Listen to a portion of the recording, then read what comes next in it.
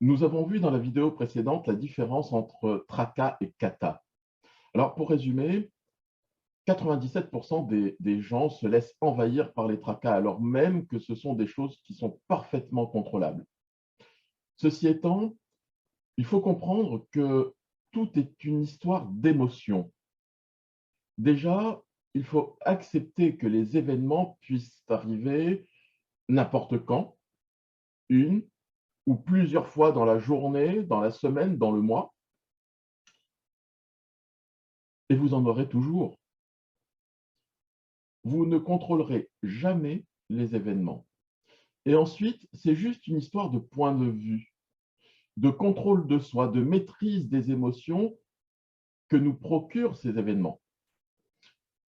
De manière instinctive, quand nous avons un événement négatif, nous réagissons de manière négative. Apprenez à relativiser, à regarder les choses telles qu'elles sont et pas uniquement comme vous les percevez.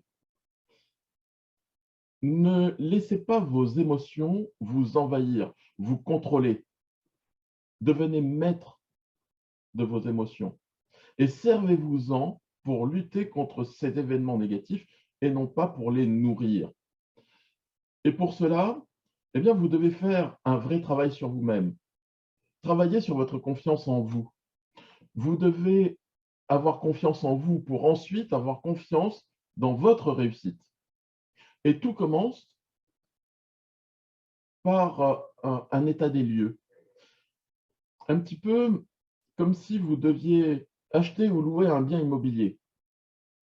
Tu sais que tu vas avoir des travaux de rénovation à prévoir. Mais si tu veux faire un bon prévisionnel, c'est important de savoir quels sont les travaux à faire et puis aussi de les accepter.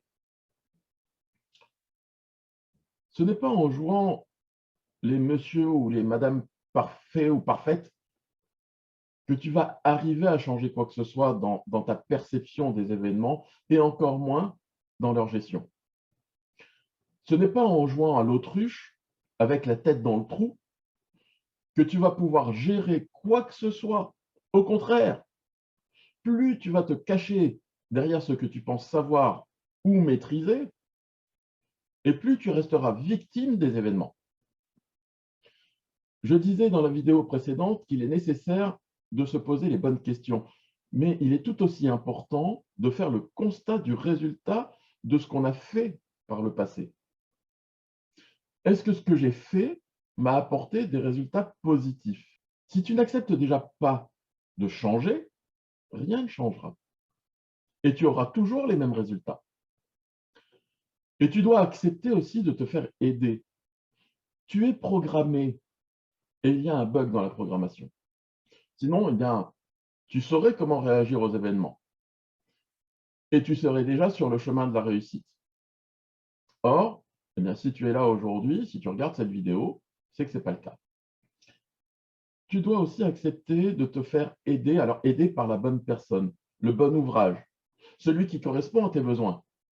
Et arrête d'acheter des informations que tu vas trouver dans Voici, dans Gala, qui sont des magazines grand public, dans lesquels, évidemment, que les informations sont justes, incomplètes, mais justes. Elles sont tellement diluées, vulgarisées, qu'elles ne pourront pas t'aider à te maintenir dans, autrement que dans cette illusion stérile du tout est possible et facilement. Non, va chercher des faits, du concret. Et une fois que tu auras réussi à être honnête vis-à-vis de toi-même, que tu auras appris à te faire confiance, que tu auras cherché la bonne information basée sur des faits et uniquement des faits, tu deviendras maître de tes émotions et c'est toi qui vas les gérer.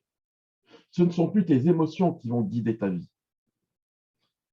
Alors, tu pourras faire confiance en celui qui pourra t'aider et tu sauras te laisser guider sur la voie de la réussite.